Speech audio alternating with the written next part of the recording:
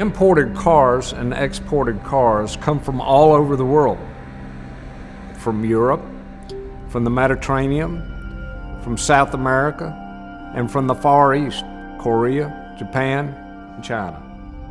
Our coast, it's a natural navigable port. Brunswick and the Georgia coast is the westernmost coastline on the eastern seaboard. It's more affordable for car companies to bring their cars through the Panama Canal, around the Gulf of Mexico, and into Brunswick to unload, rather than land them in the port of Los Angeles and drive them across the mountains and the plain states unpopulated. And it makes Brunswick, Georgia, the #1 importer and exporter of automobiles and farm equipment in the United States. That's remarkable.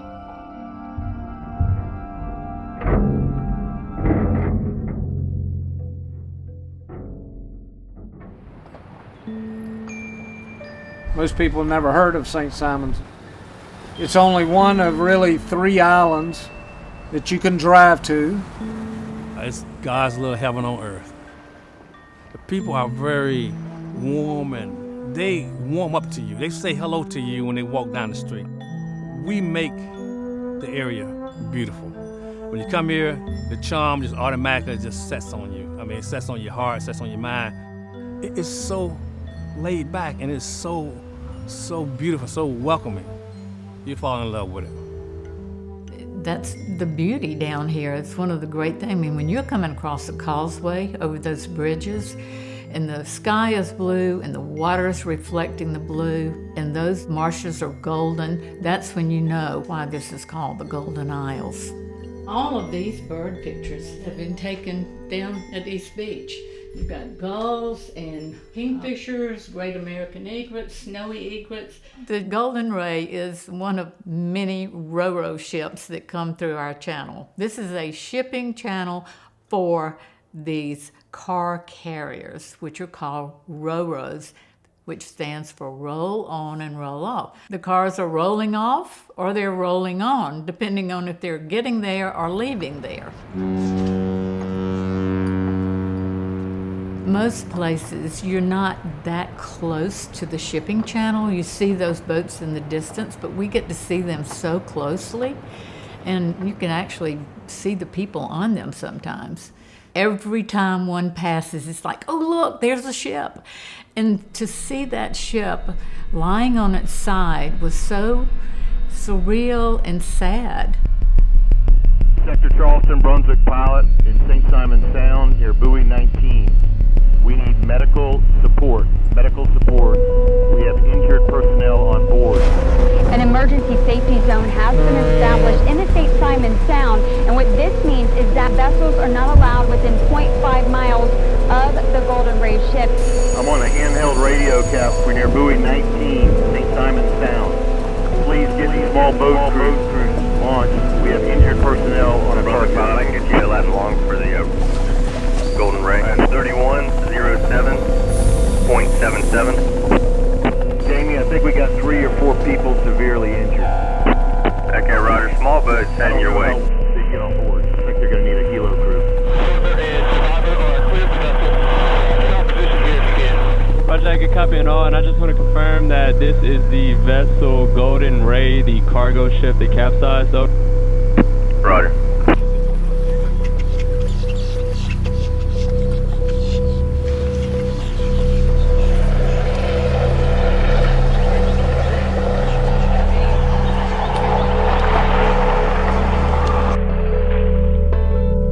Chris Graff with Marine Systems LLC says the company's incident management team is surveying potential impacts.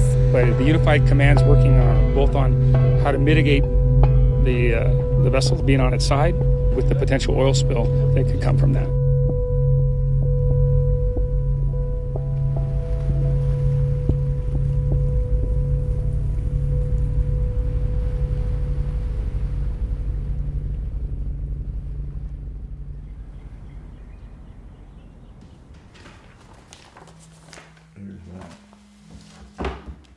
Buddy?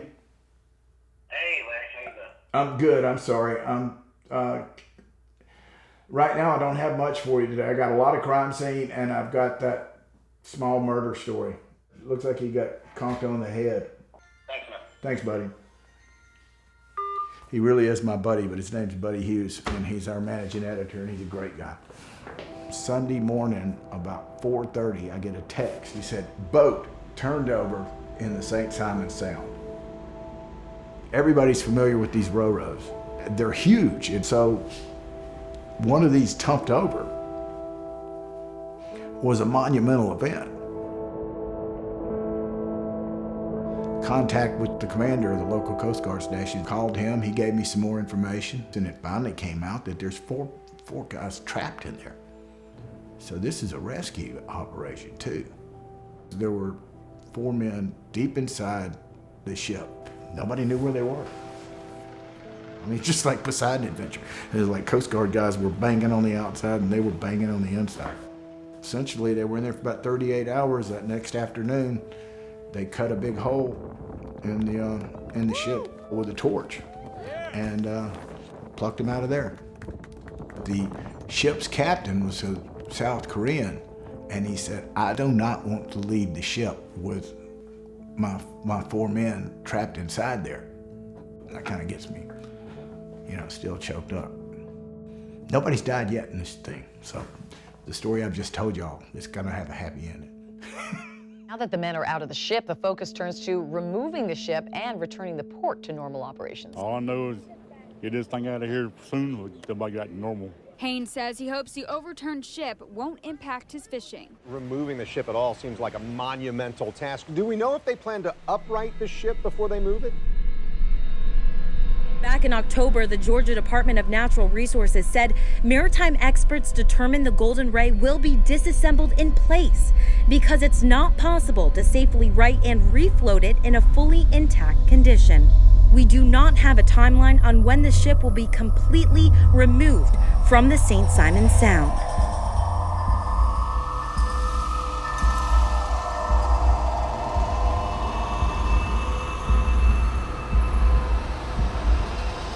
The News4 Jax I-Team uncovering new information after a cargo ship overturned in St. Simon Sound. A local riverkeeper and people who live nearby say they're seeing a significant environmental impact, and they're concerned the government agencies overseeing the cleaning are downplaying it. They wrote today that no impacts have been detected to date.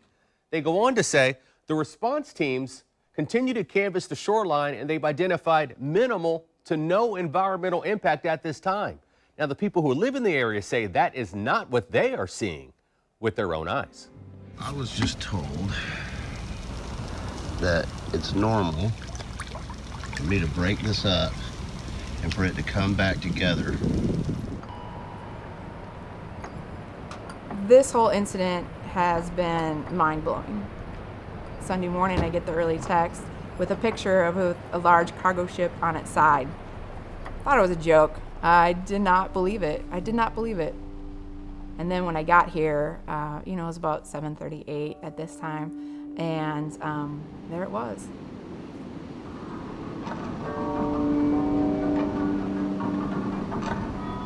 One thing to always remember about the ship or any of these cars is it's never supposed to be on its side. All your fluids were leaking out. The first actual contaminant that was leaking out was, I believe, day 2 or day 3, but there were no booms out. There was nothing out to protect the contaminants from actually going back further up into our estuary. They actually got into a lot of the fuel tanks, because there's multiple fuel tanks in there, and they removed 320,000 gallons, but they were not able to get to everything. There's still 44,000 gallons of petroleum on board, plus your 4,200 cars. Where should I look? Yeah, you can look this way. Okay. So I'm Abby Sterling, and I'm a shorebird biologist. We do shorebird conservation work across the whole entire Western Hemisphere. When the Golden Ray accident occurred, that coincided with that southbound migration. So we were seeing a lot of birds that were on these tremendous journeys, feeding in places that are really fragile and sensitive to, things like contaminants. Their migrations are fueled by tiny little invertebrates that are in the mud and in the sand. And that's kind of what's drawing them to the Georgia coast. Not too long ago, a paper came out that talked about nearly a third of the birds had disappeared since 1974. There's days where I see thousands of shorebirds on the beach and I get really excited and I'm like, oh, this is a great day for shorebirds. But several generations back, there would have been significantly more shorebirds. And so the declines that I see in my lifetime, or the declines that somebody one generation older than me has seen in their lifetime, we say, oh, this is troubling, this is problematic. But it's not until you look at the big picture with a long-term data set that you can really get a sense of the scale of the problem. And that's because we get used to what we see. Yeah, man. So we just out here at the pier. Haven't been out here in a while. Since that, really. And we walk back out here, and that's the first thing I see is that still there. You know, it's been over half a year. It's been over half a year. All them cars, I know they were already filled up with oil and gas and all that good stuff. It's gonna have to start seeping out after a while. Yeah, it's gonna seep out.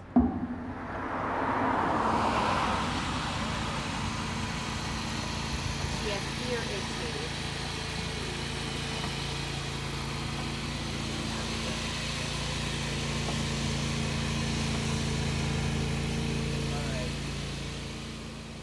People look at me as a renegade. I don't conform to all the so-called rules and regulations. But flying this airplane, it's a whole different story. A whole different horse of a different color. I can do things with this airplane that you couldn't even possibly think of doing anything on the airplane. There goes Phil. Everybody else is sitting on the ground. There goes Phil, just trucking on by, waving. Beep, beep.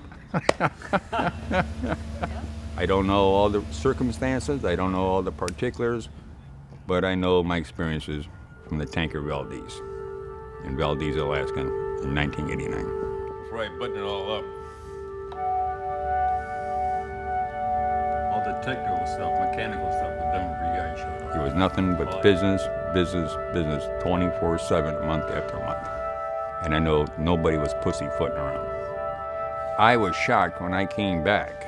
There were still no oil containment booms around that thing. I said, who's dragging their feet on this? Somebody needs to be hung out to dry.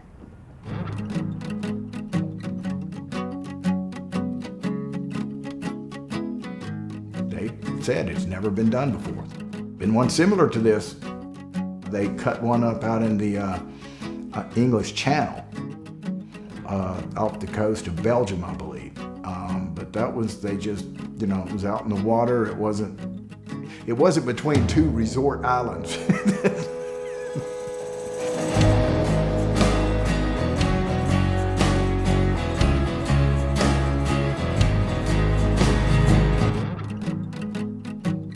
Why is it taking so long? Again, why is there a 656-foot ship turned over in our beautiful St. Simon Sound anyway? I don't know why it's taken so long. Although it's become sort of a landmark. I mean, everybody gets a kick out of it. Well, I hope it's not a landmark. That's a landmark we really don't want to have. But it has come somewhat of a little tourist attraction. People come by to see it, but realize that it's not part of our landscape, and it don't need to be there. It was painted in, so now we can airbrush it out. They're buying a shirt, they're buying a coffee mug, magnets, and then they might gonna buy a different sweatshirt, you know. It's helped the business a little bit, yeah, for this time of the year. Well, you cannot say shit happen, so, you know, it's nice when you turn it to a ship happen. You can't do anything, you know, it's ship happen. What you can do, you know, it's happened. When it first capsized and we thought it was floatable, it was 3 weeks. It was gonna be gone in 3 weeks. But then all of a sudden they figured out that it's structurally unstable, like it's about to snap. Just because you have all the weight on your ends, but no sand underneath it. So your structure is just kind of starting to buckle. So then it was pushed back to 3 months. And then back in November, we were supposed to get the salvage plan released. And this is when Don John and the Coast Guard started fighting over salvage plans.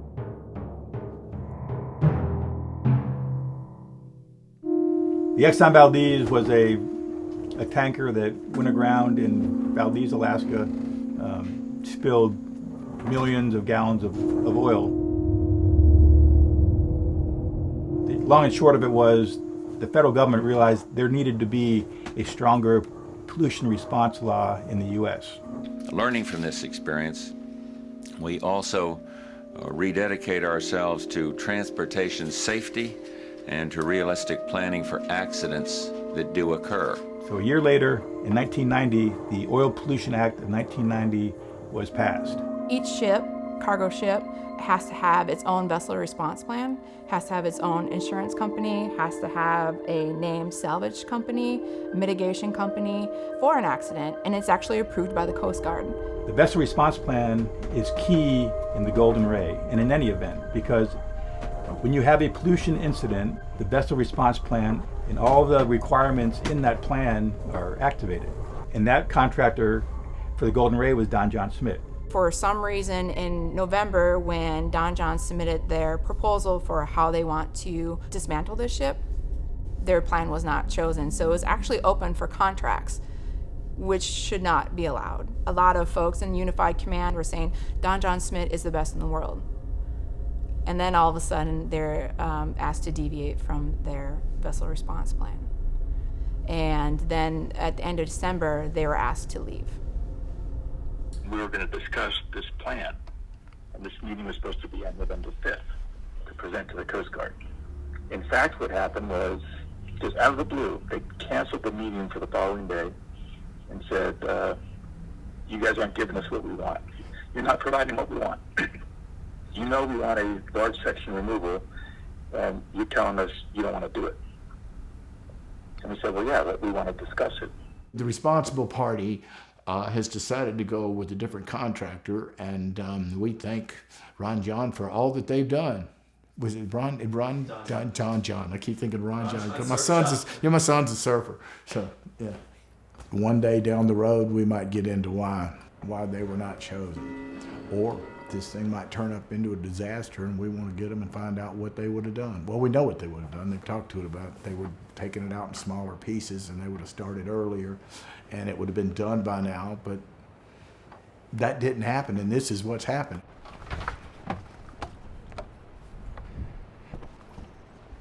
Don't want to crash here.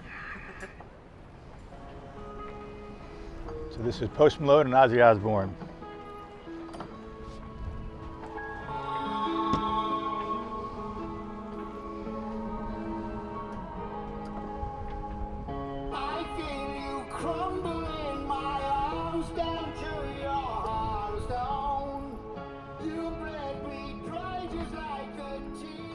I'm not in the inner sanctum. Maybe one day we'll get public records for everything. Hopefully they record all their conversations and we'll find out. But it's a big ship. The Unified Command says it's hired TNT Salvage to remove the Golden Ray from the St. Simons Sound. The plan is to cut up the ship piece by piece, right in place. Everything in this thing is big. Everything is heavy. Everything is monumental. Everything is first time ever. They just love to tell you. They just like, we don't know. We've never done this before. And it's just, I'm like you. I'm like, let's get this show on the road. You see on top of the ship are these weird metal, they look pretty rusty, right? They're called lugs, and that's the industry term for like a lifting point. So the Versabar, again, is coming in and is a catamaran. So it's going to straddle this ship, which is going to be one of the coolest maritime tools I think that any of us will ever see up close, right? It has a drop-down bar, and it's going to attach to these lugs and then lift it back up. And that's how it's going to be placed onto the bar.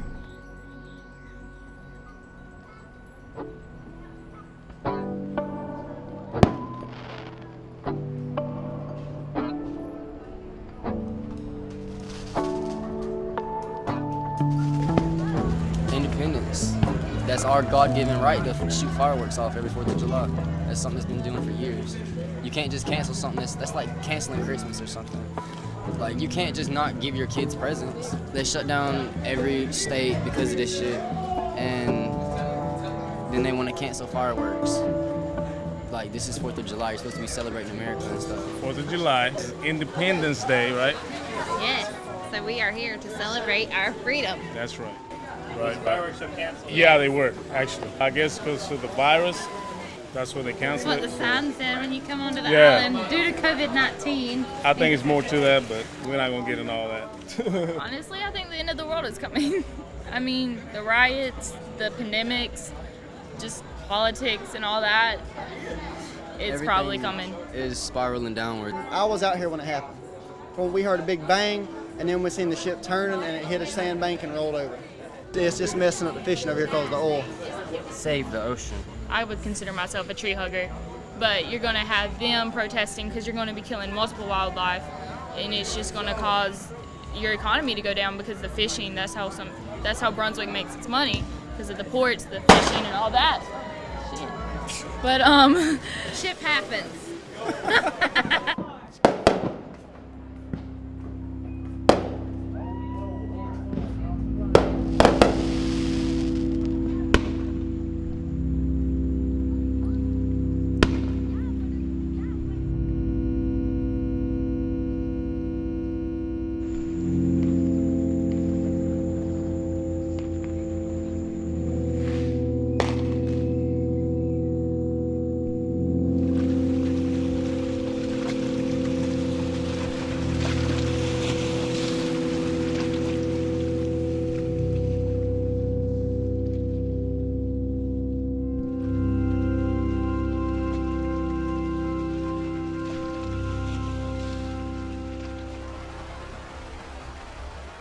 Yeah, it's too bad about the fireworks, but a lot of the locals had their own fireworks.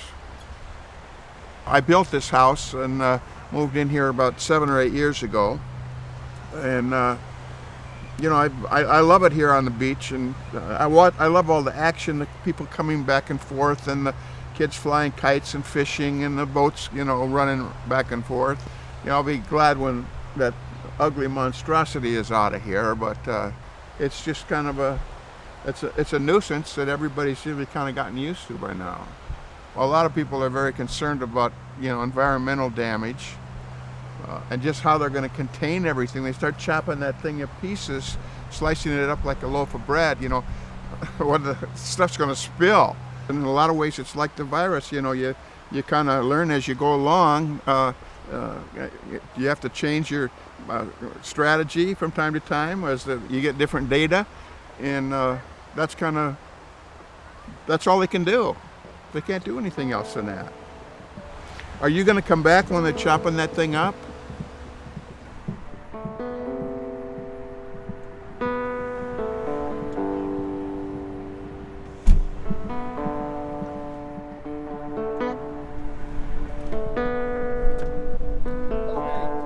Not just you guys, but as I was telling him earlier, it's a freaking port. You can't go through there. You know, when it draws a stupid amount of people, you get dumb people there that should just use your brain. I mean, it's posted everywhere. It's a gated access. Yeah. It's kind of like something from a movie. Pretty much.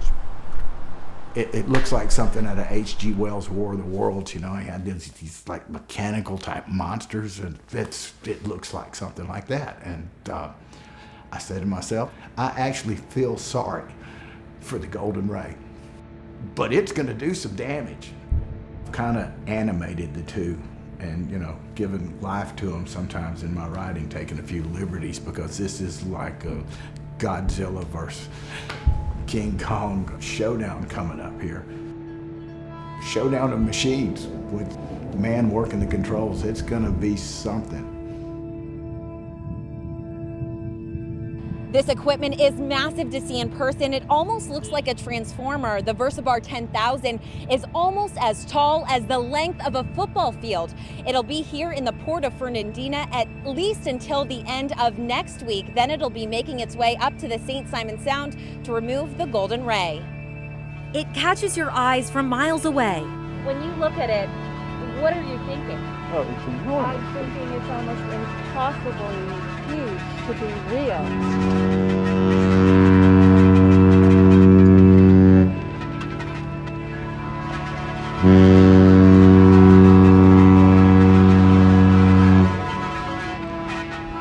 This is the right side up version of the Golden Ray, more or less. On the stern of the ship back there's a ramp that they'll actually set down on the pier, and they'll drive 4,000 cars inside of that thing and take them out of here. Definitely a wild transition going from being a first responder that responds to the shipwreck to now being a business owner that's potentially affected by it. We lost some business over the fall and winter. We had some cancellations. People were concerned because there were oil releases. They got us all together over here at the lighthouse, and they put out some posters that said, here's what's going on, and here's what we know, and here's how much oil we think has been released, and we're not taking any questions. I asked, can I tell my customers that it's safe to eat the fish? He says, well, as long as they don't have oil on them. You know, this is what the director at Coastal Resources Division tells me. Well, as long as they don't have oil on them. It's like, okay. We're wanting studies done, and let's start, assessing the environmental impact. And the answer that we got is, you should feel lucky that it wasn't worse.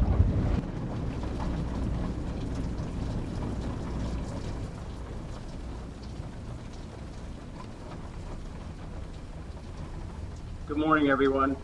My name is Tom Weicker. I'm with Gallagher Marine Systems and represent the owner and insurer of the Golden Ray. We submitted an official request to the U.S. Coast Guard to pause work through September until our anticipated recommencement in the beginning of October. Our request was twofold in nature, based primarily on the impact of COVID-19 to members of our response team, while also giving consideration to entering the height of storm season when cutting and lifting operations are most vulnerable. We were worried about hurricane in the beginning. We always knew hurricane season was coming. We knew it was coming. It ain't just started yesterday. It's a helpless feeling. It's a helpless feeling, I tell you, because you can't do anything about it, and so you have to just wait until someone else do what they're supposed to do. The community has been waiting, and I've been waiting too. We've seen pictures. I've been sitting in Fernandina for over, close to 3 months. It was here 40 miles away, and all of a sudden there's a delay. Like, it's so close. We were so close, and then there's some delay. It is sort of a monument to our folly. Wiley keeps saying, because she loves the environment. Why can't they just buy cars where they live? Why does everybody have to move cars all over the world? Why are they doing this? I'm like, well, it's commerce. And that's not a good enough answer to her. And, on an esoteric, poetic level, this is our folly. Look what we've done. Sorry, God, you gave us this beautiful landscape, but we just wanted to put one more thing in it. We just wanted to turn over a ship in it.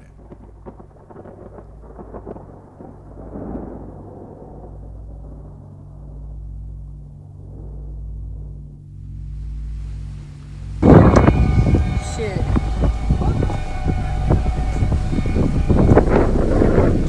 Got 2 water sloughs here. Oh shit. There's about to be hella thunder. Thing's hitting the pier now. Hitting the pier and going by very quickly. Very quickly. Wow. Look, I don't see her. Holy Oh my shit. God. Get down there. Are we getting out? Is this a live stream? Hold on. Yeah. Oh. Hi.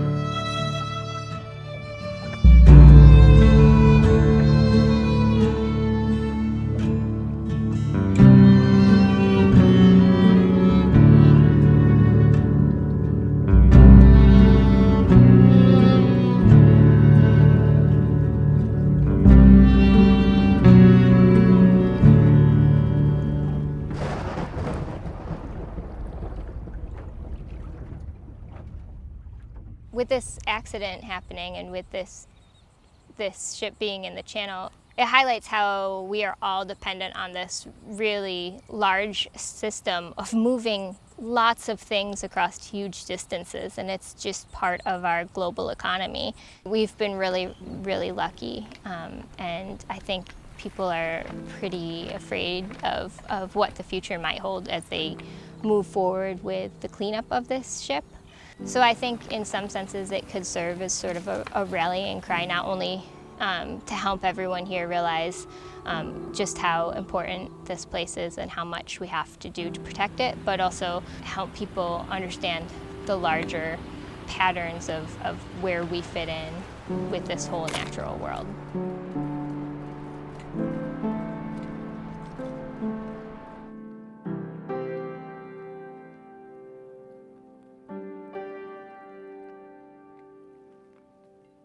We have an update on the capsized ship in Glenn County. The heavy lifting crane has been sitting in the port of Fernandina since early July. It's now expected to arrive in the St. Simons Sound as early as Tuesday.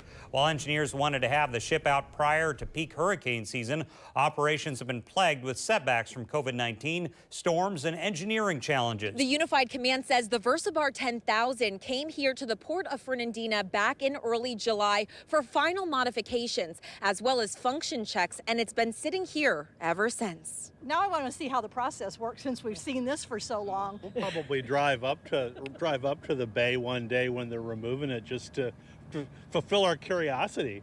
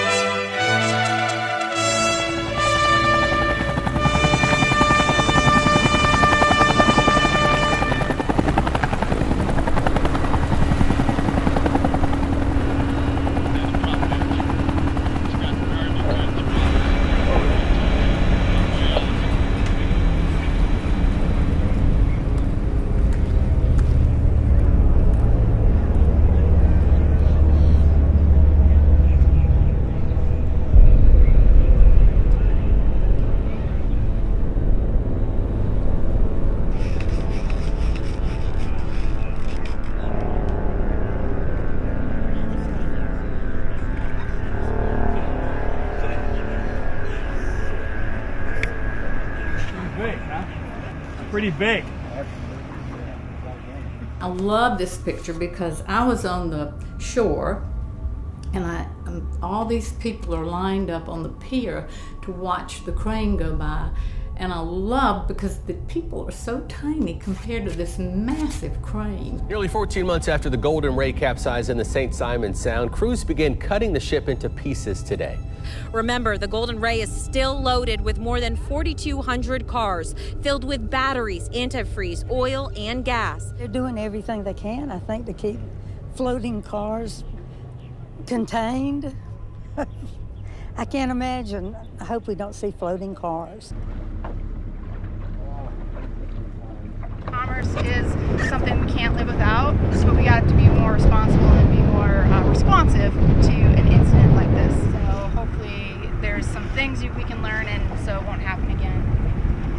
Thank you. Thanks, guys. As a videographer, photojournalist, whatever, you always have the instinct of wanting to get in as close as you can.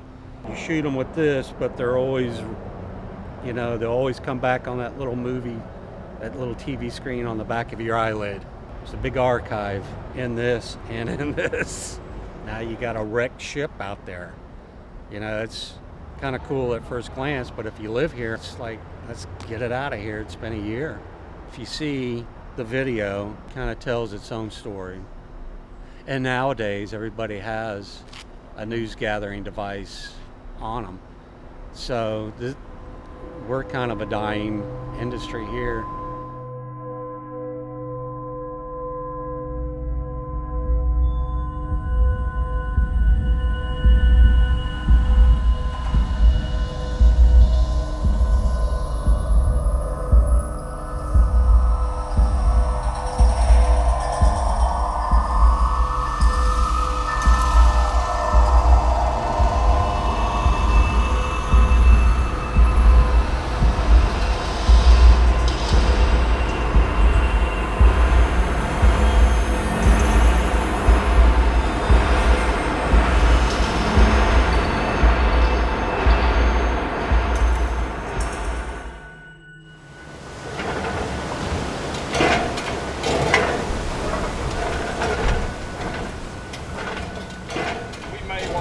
Buzzsaw sound, because nobody knows how loud it's going to be, and very interesting. I met extensively with the Coast Guard, and they just said, we don't know. Said, but we have all the measuring instruments around, so we'll be able to tell you. And I said, well, I think we'll all be able to figure it out.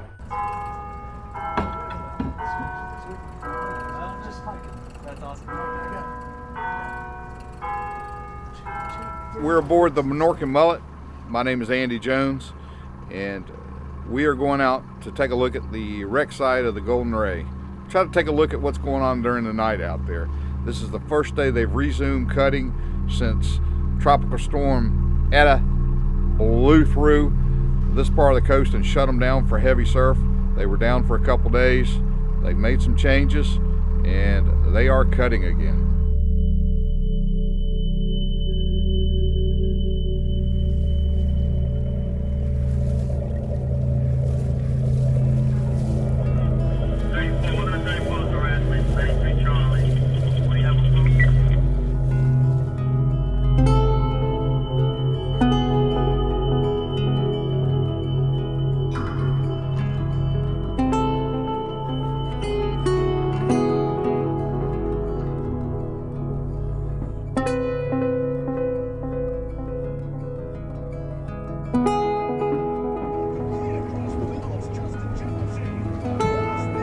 Reconfigured the operation now. It actually looks like, and when I was out earlier today, that they've made some headway. The initial cut time was going to be about 24 hours per cut, and it's obvious that they ran into some engineering challenges. I think everybody wants to see the boat gone, and the quicker that can happen, as safely as it can happen, that's what we're all hoping for.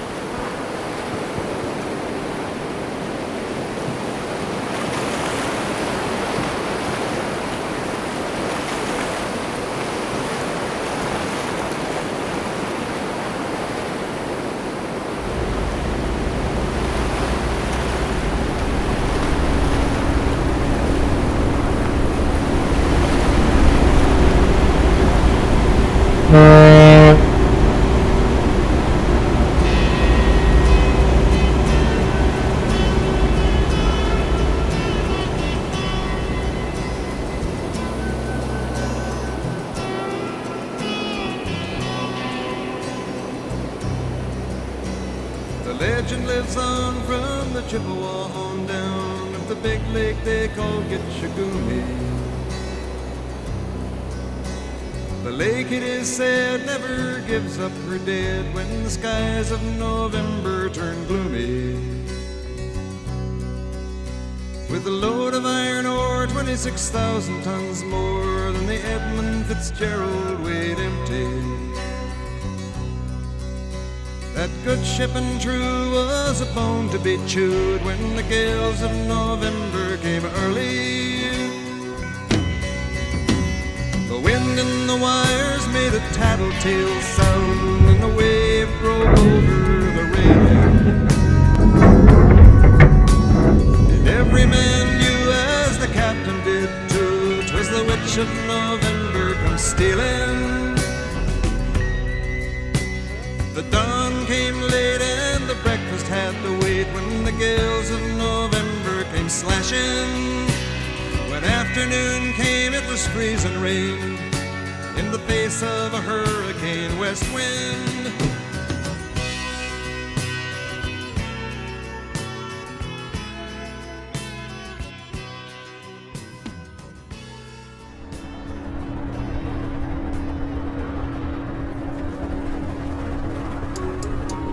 Hey Josh, it's Larry Hobbs. Sorry, I forgot I had your number. I'd have called you earlier. I guess y'all know, or maybe figured out by now, they have cut that first section, and I'm going back. They might have already hauled it away by now. But it was quite a show, as you might expect. You know, they're going to do it 6 more times if y'all miss this one. Peace. Yeah, what I'm thinking is, I've got an analytical mind. Right. You got so much weight, and you're just pulling against it, just kind of like a rope going through a. Oh, so it's back and forth. Back and forth, yeah. Okay. It's not a continuous thing. No, it's back and forth, with those 4,000 or 5,000 ton winches. They have 6 of those 5,000 ton winches. They're just doing it right here, and actually they're pulling against the weight, so it's just the friction is going to go through there. I don't understand how it cuts it, but that's what they're doing. The ship goes by. What caused the sinking? Oh, what caused it though? The pilot, the captain, he was doing the turn, and it. The original rumor was there was a shift in the cargo and caused the ship to list really bad to one side. Lucy says he might look like a snack. Hello. Make a turn too sharp. That's what maybe. happened. It was not like Titanic. Ballast in the ship. They had it sitting too high. When I don't doubt that one. When it came around the corner with the shift and with the weight and not being low enough, it came in, boom. They ought to offer people to buy those cars. I think there's no damage to them. Say, I'll give you $1,000 for one of them. Oh, most are in salt. They're underwater. Well, not the ones that are above the water. Well, all right. I wouldn't want anything there. I know the man who sets the hook is the man who's supposed to reel it in. Oh, hush up. You'd be fighting with the North Pole too.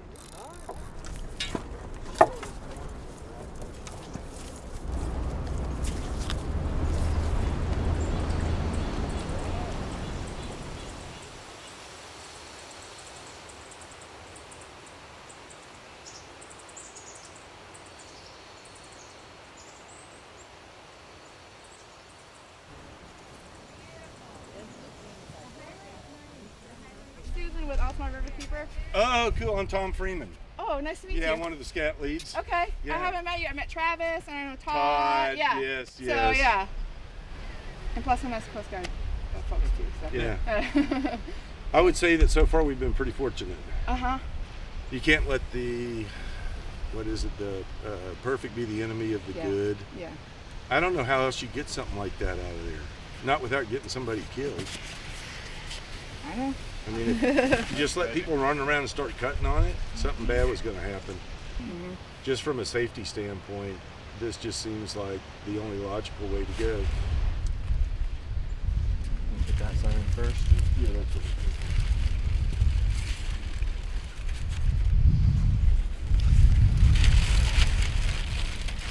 Take your time.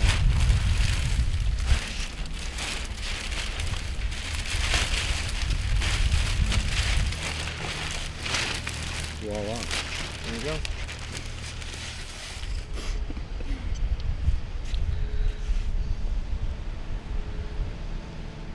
Feels bumper-like, but you know, it's that type of plastic. Or it could be dashboard. I don't know. So many things are plastic on cars that.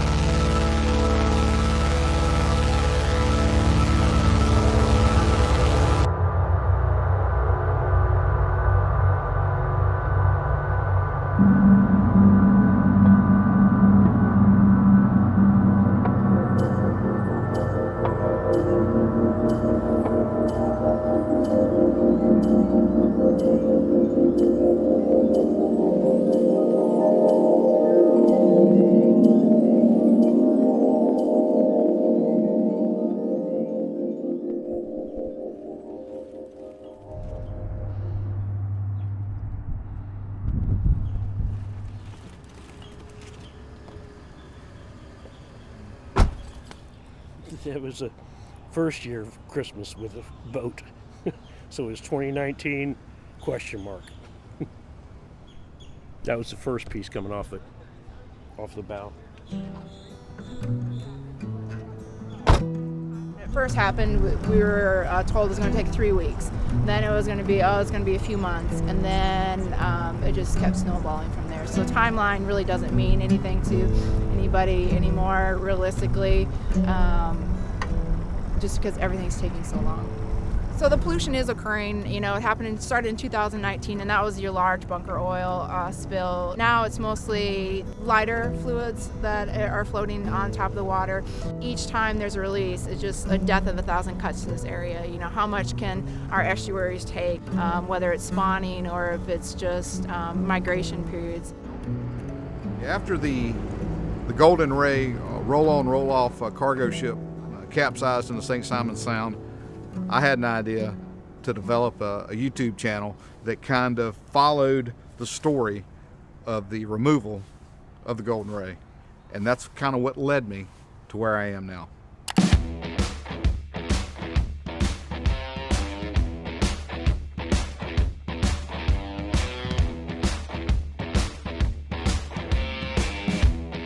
Well, hello, this is Andy.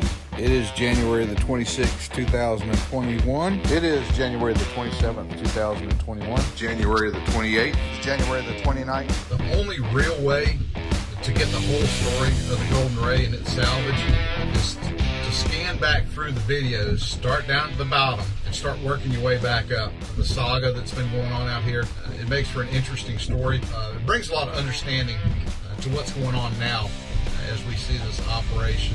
And we saw some cutting going on today. It's good to see that the guys are kind of back in the groove a little bit. It's a very slow process under incredible amounts of tension. Hey, good evening, everyone.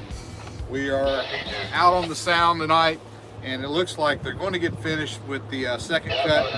They're really close. You might be able to hear some of the bangs and pops we're having in the back there. I think right now we are at 1,600, maybe a little more subscribers, and that number continues to grow every day. The page is beginning to get magnified, and the focus of people, you know, not only interested in the removal process, but also the environmental impacts that take place, bring the operation to folks where they can kind of see what's going on and kind of understand it. I got angry today.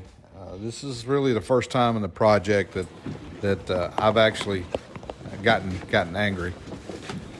Now, this thing was leaking oil last night. We saw it and we reported it.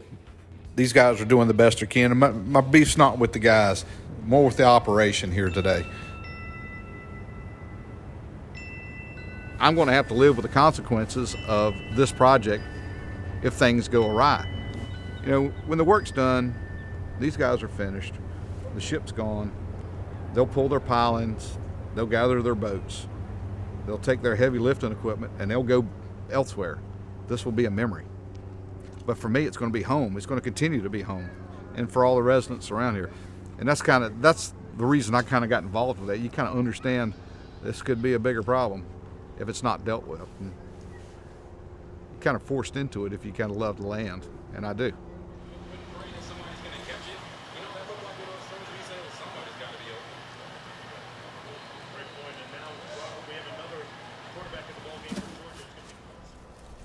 Right now they are on section 7. Mm-hmm. The big thing in section 7 is the engine.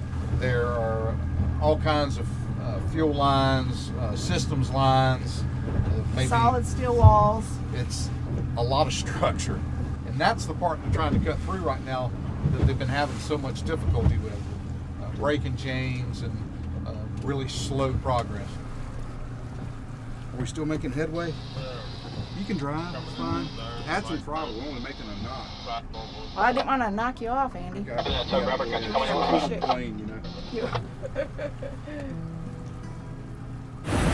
That's the sound of technicians using a cutting torch to remove steel off the Golden Ray, making it easier for this anchor chain to separate Section 7 from the rest of the shipwreck. Now that responders finished this cut, it's ready to be lifted onto a barge. There's still 3 more cuts that need to happen.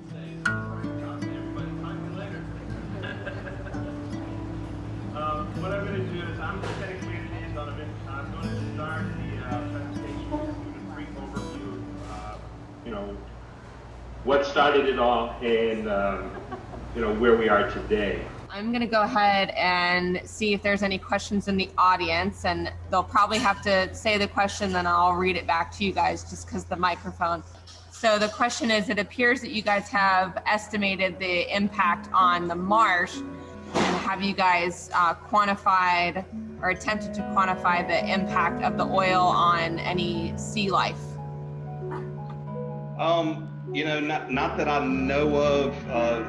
All of that, basically everything is held by the Georgia DNR as far as, actual fish, things of that nature. I'm not sure exactly, what type of analysis they may be performing on the fish. And so that I'm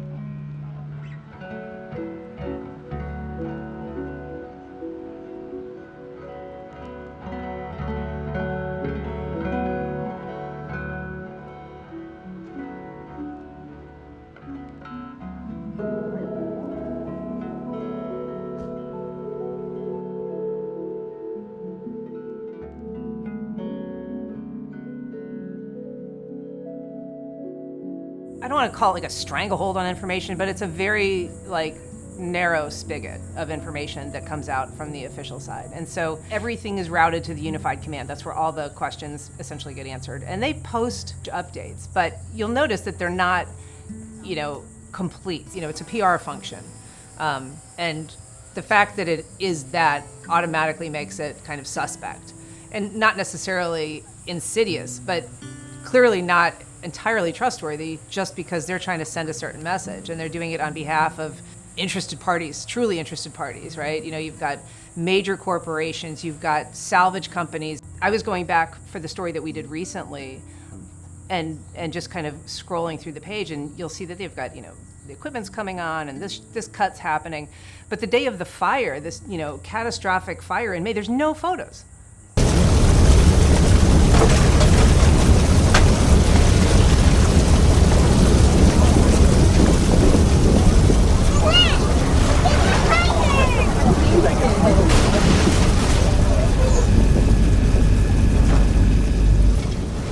Some of the most dramatic, imagery that exists about this ship, and on the official website, it's like it never happened. I mean, they mention it, but they don't have pictures of the billowing black clouds.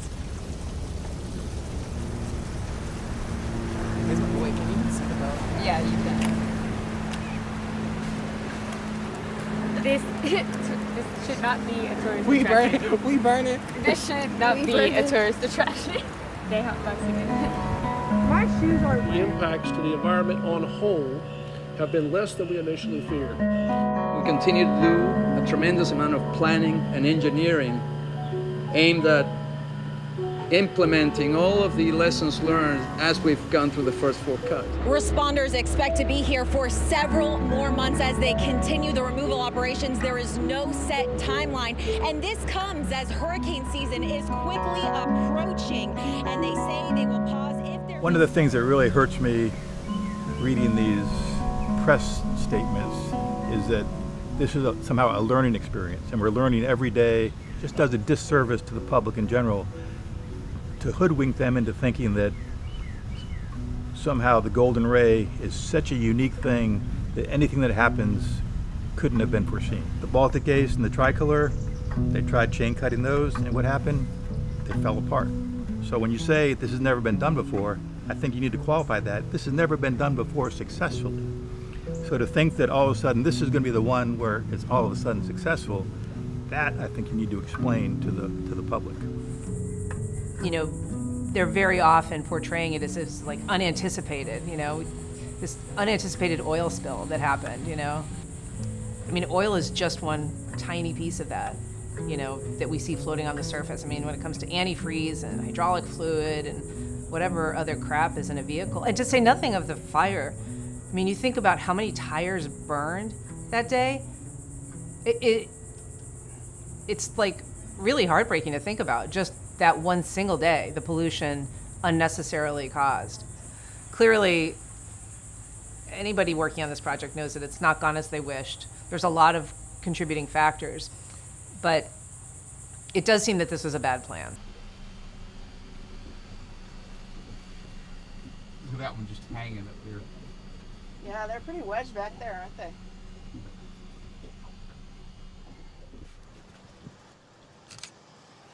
That was just like in 2019, Andy. That oil line.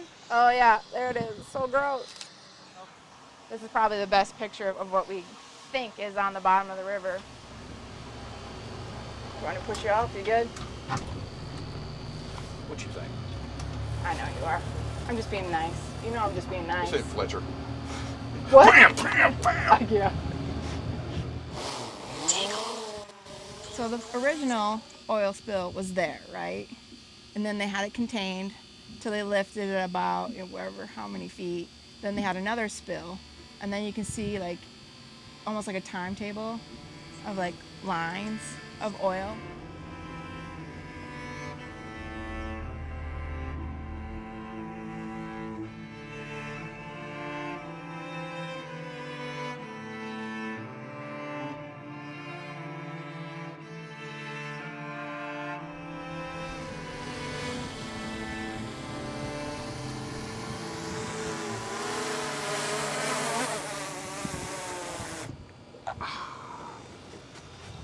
Success again.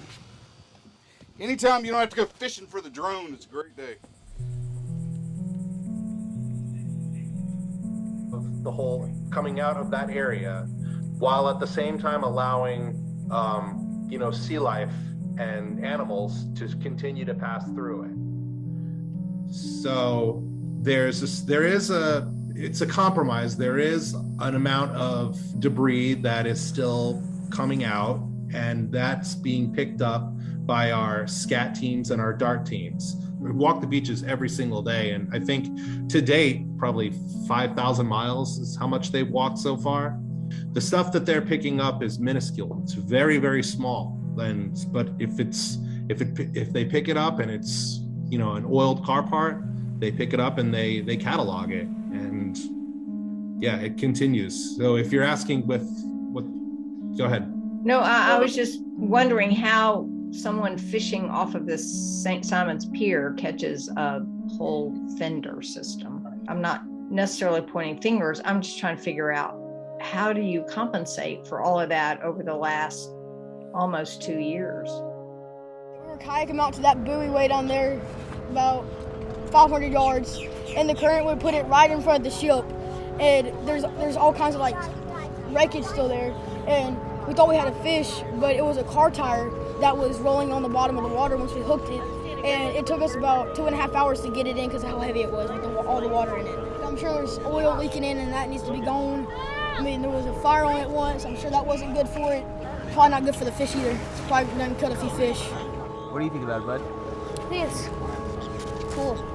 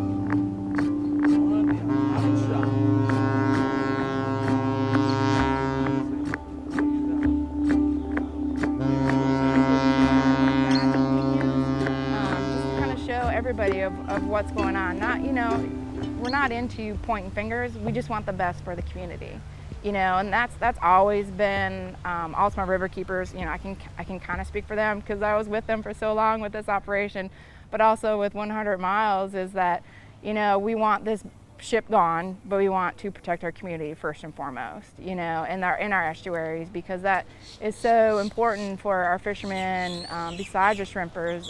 It's our charter guys. They really depend on people calling and booking trips with them. So, that's what we fight for, and just want the best for.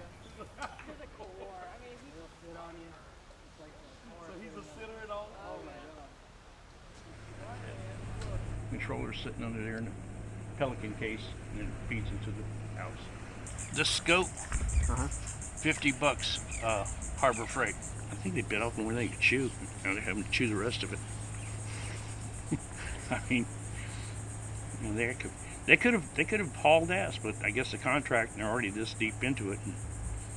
But they started making those cuts and they didn't work. It was like, uh-oh. And they didn't want to buy that $1 million chain, or $1 million cable that cuts right through it, like, because they said it was going to give off sparks and cause fires. And what I've been observing there, what they've been doing now for 2 years, the noise was overstated. They said they were going to make a lot of noise, but it was hardly noticeable. So the noise was really never an issue, thank goodness, because we were afraid. We'd been told, that it was going to be pretty loud, almost intolerable. And as it turned out, we couldn't even hear it. And I didn't ever notice any smells either. That was never an issue. Never anything over here. And of course, there was a fire too. You know about that, right? I thought it'd be a great present for him to get Pegasus. And this is Pegasus Jr. Pegasus has been watching the ship every day, and I feel like he's a guardian angel. Yeah, I'm gonna miss it. I think it's definitely been people had their wedding pictures taken at the pier, honestly. Some people are gonna have that as their wedding memory. I don't know that I'm gonna miss it, but it's been fascinating to watch, and I'm not mad at anybody. I don't know how long it's gonna take them to kind of clean up the program out there, but they'll get there.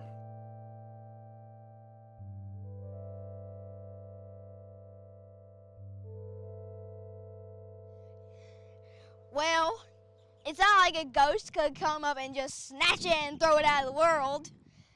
That would be impossible. Yeah. Like, you've got to get all these expensive things and ride all the way there, and take a whole bunch of years to get that thing down. It's been like 1,000,000 years to me since that thing sank. They're taking the parts to Louisiana, and I'm from Louisiana.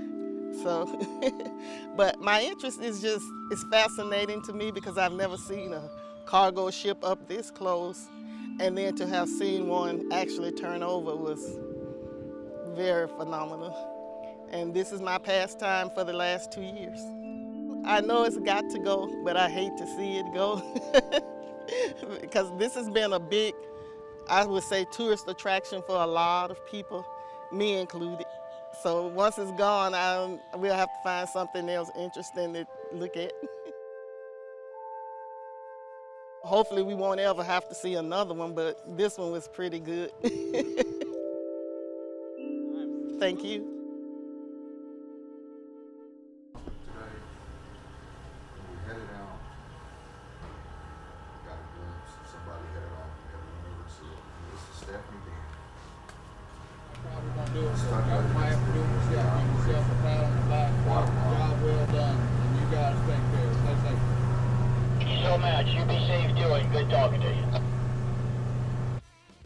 The VB-10,000 itself has been undergoing sea fastening preparations to make way for open sea.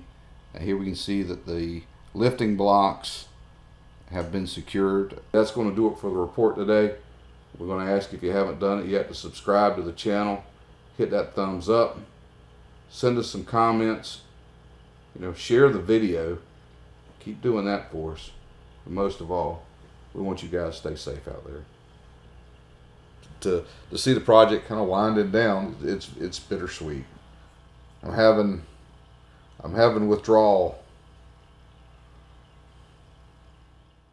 You come up to a bar, let's say Des Moines. Let's put it right in the middle of, you're in Des Moines, Iowa, and you come up to a bar and you start talking to some guy and he said, what did you do? What have you been doing? I'm like, oh, I just wanted to get away from the ocean. That's all I've been doing is looking at the ocean. So what'd you do? Well, a 656-foot ship overturned with thousands of cars inside it. We took a 255-foot tall crane vessel and hooked an anchor chain to it, and we cut the ship into 8 pieces. It caught on fire a few times. Oil leaked everywhere. The chain broke a lot. They had a plan to use dynamite. They never used it, but they were going to try. I hadn't worried when I go into the newsroom about what story I'm working on today. Peace, y'all.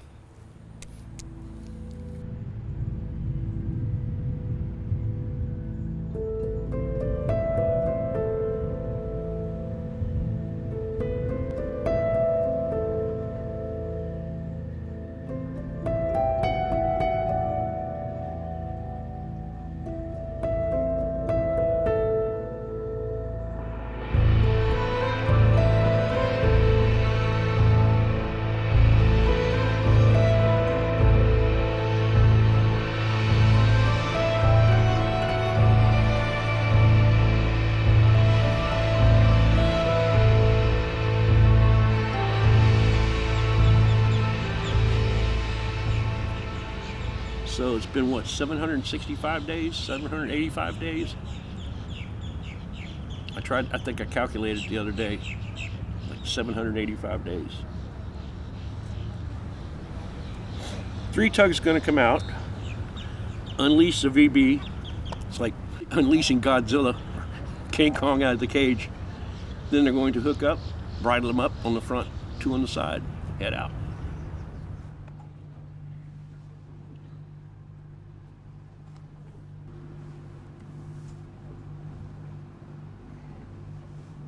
The VB more than likely moved out under its own power. It's possible that they've gotten something into one of their thrusters. That's the necessity of having the tugs out here to kind of pull it around, pull it where it's got to go. Mexico.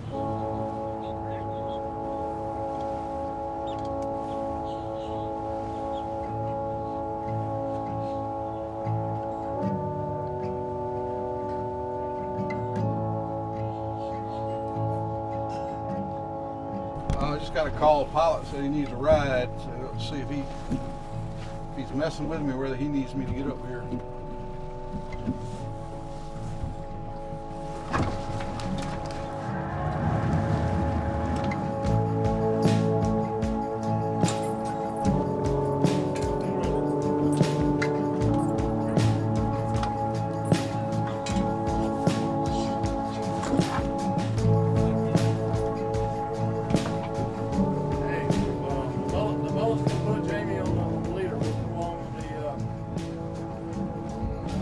Come on the port side here directly. The pilot boat had to go out to get those guys. These guys were back down and they're anxious to get going. They got to be on these vessels before they head out. So they gave me a call and said, hey, we need a lift. Andy, you got some fitters over here? They're actually on my port side. Oh, you want to go to the other side? Yeah, let's just, well, wait. He's got rub all the way around that thing, Bruce. It don't matter. Let's see that prop, that he's got the props turning? That's going to pull you in there, okay? I'm going to try to stay up this way. Yeah, he's going to get on right there with the shoulder bit. Maybe he'll step over the shoulder bit. You like a new pilot, brother, eh? Hey, Cap, how you doing? All right, let's come on around and figure out where we're going to get on the Versabar at, okay? It'll be kind of like the same thing, but let me call that captain and tell him. They're working down there. I don't want to get around them. Yeah, I'll jump on the Cheetah and then you can just go right over and put Bug on the Star. Okay. I'll be on the other side.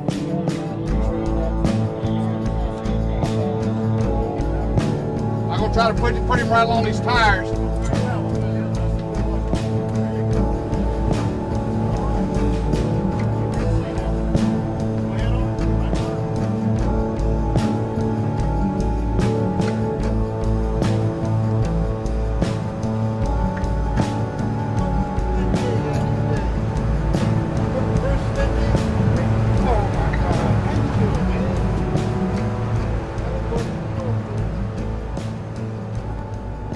Closest I've ever been to the VB.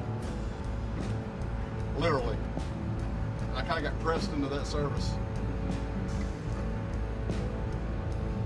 You okay? I have to go send a pilot out. I got no ride. Can you come pick me up at the pier? Yeah.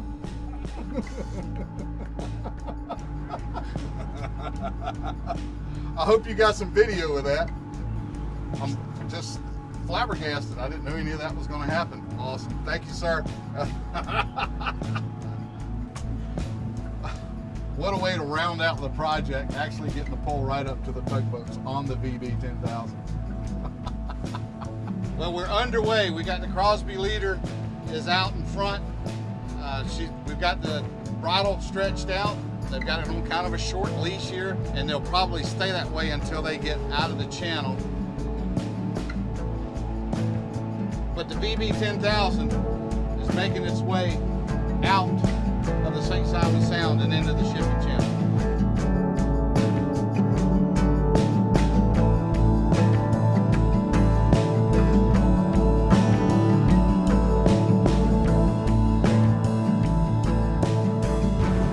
Yeah, copy. VB, you on 7-1? I want you guys to stay safe now and y'all have a good trip. I've enjoyed every minute of being a part of this thing and watching y'all work. That is quite the machine. Y'all be careful headed south. And I hate to say it, but I hope I don't see y'all again.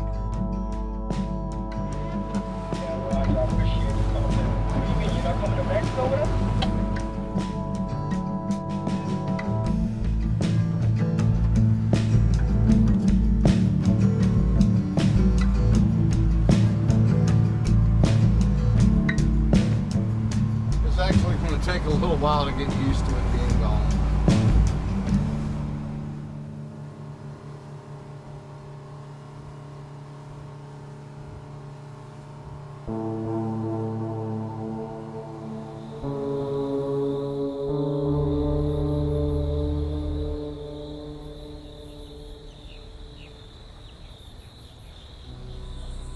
And one of the movie theaters right after the pandemic began put a sign up on their marquee that was like, we're closed until real life stops feeling like a movie, and it was like, that is this time in a nutshell, is like everything seems hard to digest. I think that the accountability story is important, but I'm not really confident that process is going to happen. I know there's been frustration about how long it's taken, but once it's done, whether there's compensation for this area, is going to be, I think, one lingering element of accountability. The toll that it's taken environmentally, in terms of the impact on business, all that, I think that there will be people asking some of those same questions even when the cleanup is done. In my experience, even on small scale things that are, environmental problems, there's not a great appetite for accountability. But for the people of Brunswick and St. Simons Island, I think that to a large extent, they are looking at the removal of the ship as the end of the story. And I don't know that they're necessarily demanding answers to why it's taken so long, what went so wrong, and who is to blame for that.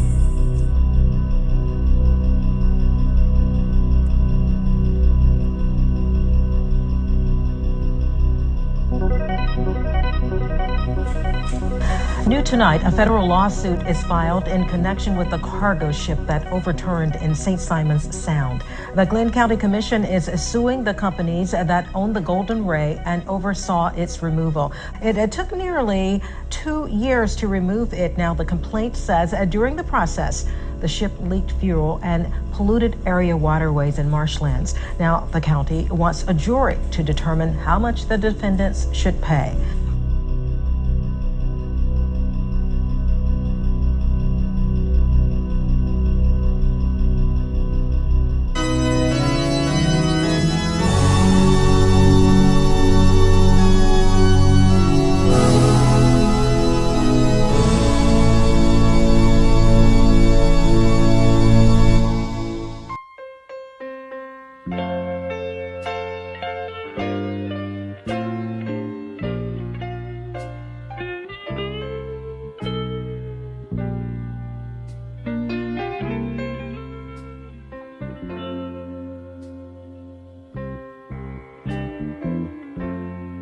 Wild apple trees blooming all around. I must be in a good place now. Sunshine coming through a rainbow-colored sky. Paints pretty pictures in my mind.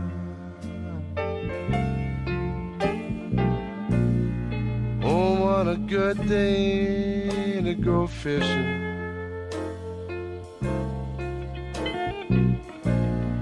And catch the sunset in the hills. And dream of my yesterdays and tomorrows. And hope that you'll be with me still. I make a stuffed, thick, boneless pork chop.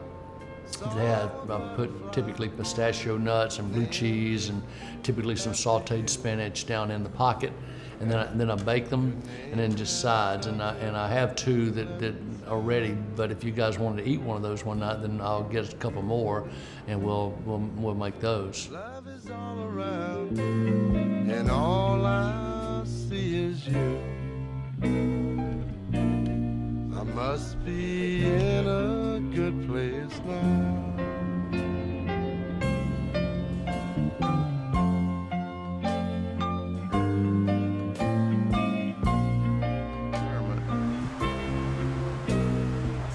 You done?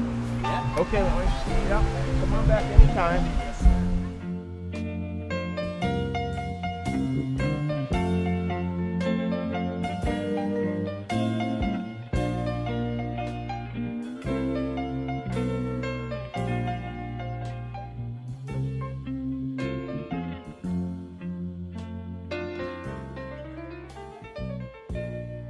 Oh, what a good day to go fishing.